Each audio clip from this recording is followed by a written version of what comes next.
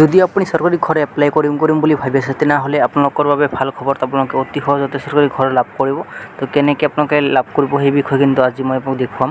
তো ইয়াত নতুনকৈ আমি পুনৰ 1,71,593টা গৃহ নতুনকৈ পাবলৈ আমি সক্ষম হৈছোঁ। যে পোৱা মানুহে ঘৰ পুনৰ পায় বুলি এটা অভিযোগ পোৱা যায়, বা যাৰ পকী ঘৰ আছে এই পকী ঘৰত থকা মানুহে ঘৰ পোৱা এটা অভিযোগ আমি পোৱা যায়।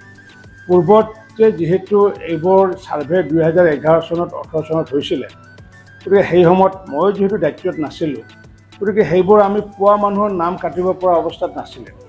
আজি এই সংবাদমেলৰ জৰিয়তে আমি আয়ুক্তসকল, আমাৰ জিলা পৰিষদৰ মুখ্য কাৰ্যবাহী বিষয়া তেওঁলোকক মই আহ্বান জনাইছোঁ যে কাইলৈৰ ভিতৰতে যাতে এই 1,71,000ৰ যি তালিকা, সেই তালিকাসমূহ যাতে বিধায়কসকলক যাতে অৰ্পণ কৰি তাত কাটিবলগীয়া নাম, অৰ্থাৎ যিসকলে এলিজিবল নহয়, অৰ্থাৎ কাৰোবাৰ যদি ঘৰ আছে পূৰ্বতে, সেই নামসমূহ সেইগৰাকী বিধায়কৰ পৰামৰ্শৰ আধাৰত যাতে নামসমূহ যাতে কৰ্তন কৰে তাৰ কাৰণে আহ্বান মই জনাইছোঁ।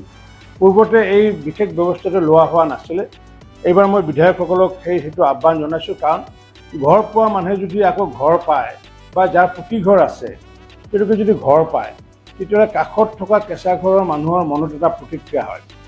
যাতে সেই দুখীয়া বঞ্চিত অৱহেলিতসকলৰ মনত যাতে প্ৰতিক্ৰিয়া হ'ব নোৱাৰে, তাৰ কাৰণে মই বিধায়কসকলকো আহ্বান জনাইছোঁ তেওঁলোকে যাতে আমাৰ যি ছাৰ্ভে প্ৰক্ৰিয়া 15 তাৰিখৰ পৰা আৰম্ভ হ'ব, আৰু সেই 15 তাৰিখৰ পৰা যিহেতু মাননীয় প্ৰধানমন্ত্ৰী ডাঙৰীয়াই প্ৰথম ইনষ্টলমেণ্ট প্ৰদান কৰিব, তাৰ প্ৰাক মুহূৰ্ততে যাতে এই 2-3 দিনৰ ভিতৰতে যাতে যাৰ কাৰোবাৰ নাম যদি পকী ঘৰ যদি আছে তেওঁলোকৰ নাম যাতে বাতিল কৰিব পাৰোঁ, এই ক্ষেত্ৰত মই বিধায়কসকলৰ মই সহায় সহযোগিতা মই কামনা কৰিছোঁ।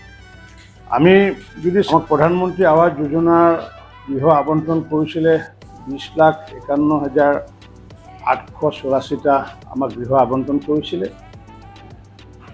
আৰু এইসমূহ গৃহৰ ভিতৰত ইতিমধ্যে আমি 19,17,441টা গৃহ প্ৰধানমন্ত্ৰী আৱাস যোজনা গৃহ ইতিমধ্যে আমি সমাপ্ত কৰিছোঁ, আৰু বাকী যিখিনি প্ৰায় 80,000 ঘৰ এতিয়া অনগয়িং অৱস্থাত চলি আছে, আৰু সেইখিনি ঘৰ আমি আগন্তুক 30 ছেপ্টেম্বৰৰ ভিতৰত আমি সম্পূৰ্ণ কৰাৰ কাৰণে ইতিমধ্যে নিৰ্দেশ দিছোঁ।